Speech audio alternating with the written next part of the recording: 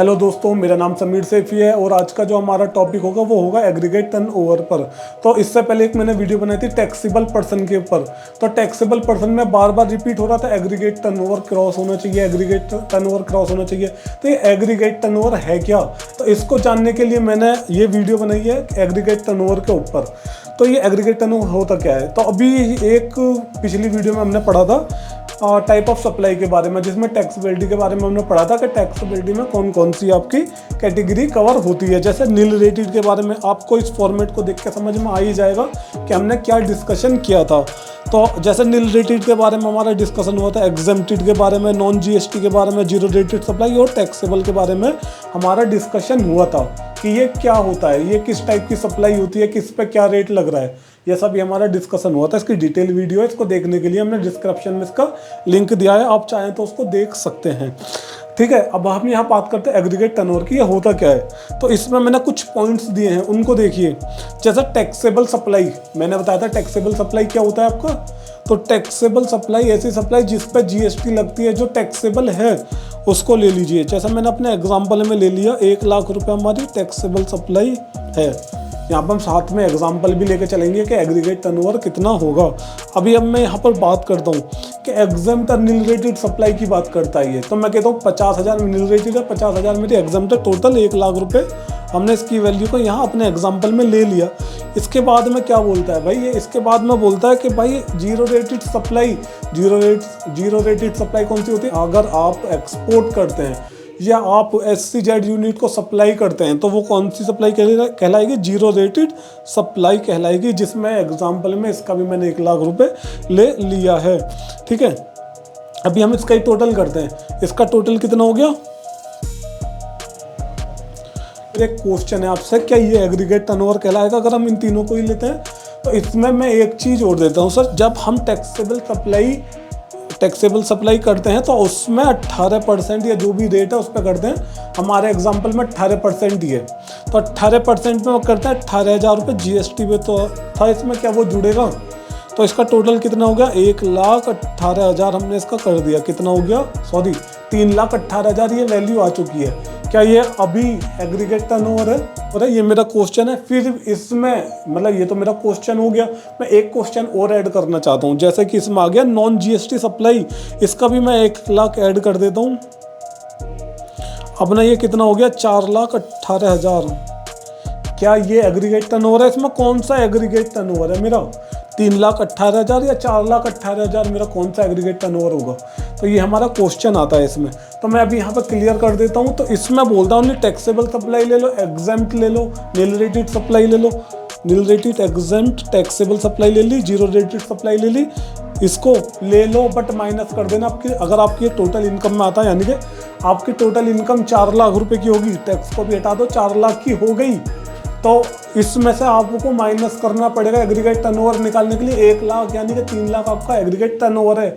इसमें भी आता है एक टैक्सेबल सप्लाई थी, उस पर 18% का जीएसटी पे किया था, वो भी तो मेरी टर्नओवर में आएगा। यानी कि मैंने कोई सप्लाई की, उस पर 18% का मुझे जीएसटी मिला या कोई भी अदर टैक्स मिला, मैं उसकी बात करता हूँ। अभी जीएसटी को लेकर बात करता हूँ कि अगर मैंने 18% का जीएसटी लिया उससे, तो अब मेरी जो टोटल इनकम है 3 लाख, मतलब हमने इसको तो हटा ही चुके हैं, तो 3,18,000 रुपये आती है। सॉरी, ये तो लिया है बट ये हटा चुके हैं। ये तो अभी हमारा है जीरो रेटेड सप्लाई, इसको हटा दिया है हमने। तो अभी हमारी जो वैल्यू आती है 3,18,000 होती है। बट यहाँ बोला गया है कि अगर आपने कोई टैक्स का कलेक्शन किया है उसको भी हटा दो, क्योंकि वो गवर्नमेंट को पे करना है आपको। तो कितना हटाना है, 18,000 रुपये, ये भी हटा दो भाई, ये भी नहीं लगेंगे। 18,000 रुपये भी इंक्लूड नहीं होगा एग्रीगेट टर्नओवर में। तो अगर आपके पास वो है तो टोटल इनकम में से 18,000 माइनस कर दो, आपका एग्रीगेट टर्नओवर हमारे केस में जो आता है वो आता है आपका 3 लाख रुपये। ठीक है, अब मैं यहाँ बात करता हूँ, जैसे कि मैंने यहाँ पर लिया था एग्जाम्पल, 1 लाख इसका, 1 लाख इसका, 1 लाख इसका, 1 लाख इसका। जैसे ऑलरेडी मैं ये एग्जाम्पल ले चुका हूँ, टैक्सेबल भी है, नील रेटेड भी है, जीरो भी है, नॉन जीएसटी सप्लाई भी है। तो मैंने यहाँ क्या किया, यहाँ पर 1 लाख इसका ले लिया, 2 लाख, 3 लाख, यहाँ पर तो आ गया 1 लाख ही, 2, 3। अगर मैं इसको और इसको जोड़ता हूँ तो आ जाता है 2 लाख। यहाँ पर इसको जोड़ता हूँ 3 लाख आ गया। यानी कि इन तीनों को प्लस किया है अभी मैंने, ये प्लस कर दिया, ये प्लस कर दिया, ये प्लस कर दिया, ये भी प्लस कर लो, 4 लाख यहाँ बन गए। इसका जो बैलेंस आया 4 लाख, इसको भी प्लस कर लो, कितना आ गया 5 लाख। अब मेरा एग्रीगेट टर्नओवर इसमें क्या होगा, एग्रीगेट टर्नओवर मेरा क्या होगा, एग्रीगेट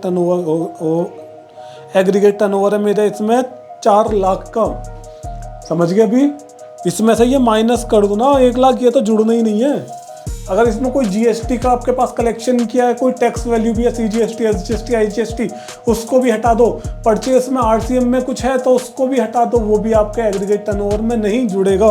तो ओनली क्या जुड़ेगा, exempt supply, nil rated zero, taxable supply को जोड़ना है और उसका आपको टोटल करके अपना एग्रीगेट टर्नओवर निकाल लेना है। तो अभी मैं यहाँ पे एक एग्जाम्पल लेता हूँ सर, 4 लाख तो मेरे आगे एग्रीगेट टर्नओवर का, बट ये जो मेरा 4 लाख है ना, ये 4 लाख मेरी ऐसी 1 2 3 मेरी 4 फर्म है और चारों पे मैंने 4-4 लाख रुपए निकाल लिया है। समझ रहे हैं?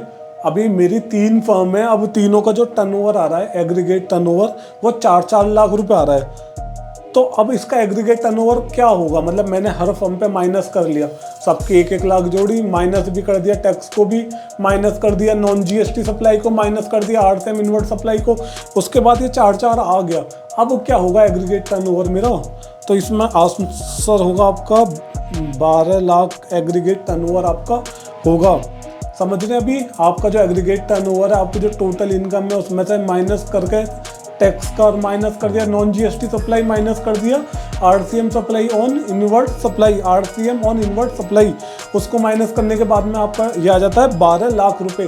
अब इसमें एक क्वेश्चन और आता है अपना, सर मैंने एक फर्म से दूसरी फर्म पे अपना टर्नओवर मतलब बिलिंग जनरेट करी या मैंने स्टॉक ट्रांसफर करा, तो उस केस में भी मुझे इनवॉइस जनरेट करने होते हैं। समझे? उस केस में मुझे इनवॉइस जनरेट करने होते हैं एक फर्म से दूसरी फर्म को, तो वो एक टाइप से सेल ही होती है। क्या वो मेरे एग्रीगेट टर्नओवर में प्लस करना पड़ेगा? आंसर है यस, वो आपको प्लस करना होगा। मैं मानता हूँ कि इसमें आपने कुछ ऐसी सप्लाई थी, मतलब इन तीनों कंपनी में, कि आपने 2 लाख रुपए इसको ट्रांसफर किए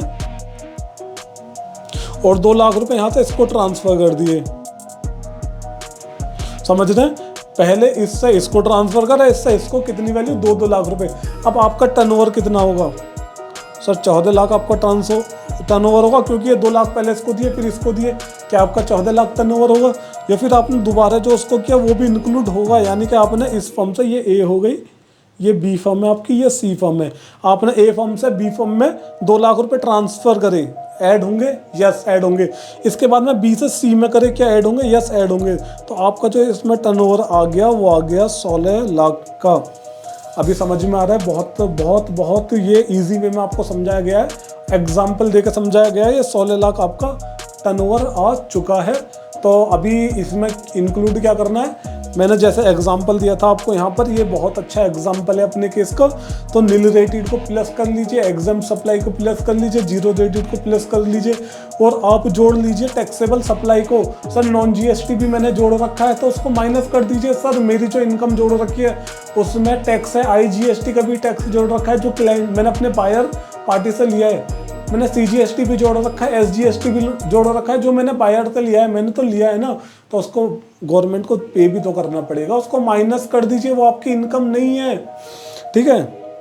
तो उसको जोड़ना नहीं है, ना नॉन जीएसटी को जोड़ना है, टैक्सेबल सप्लाई, ये आपकी जो टैक्स की वैल्यू होती है इसको भी नहीं जोड़ना है, और आरसीएम ऑन इनवर्ट सप्लाई को भी आपको नहीं जोड़ना है। ठीक है? इनको अगर जोड़ रखा है माइनस कर दीजिए, उसके बाद में आपकी एग्रीगेट टर्नओवर वैल्यू आएगी।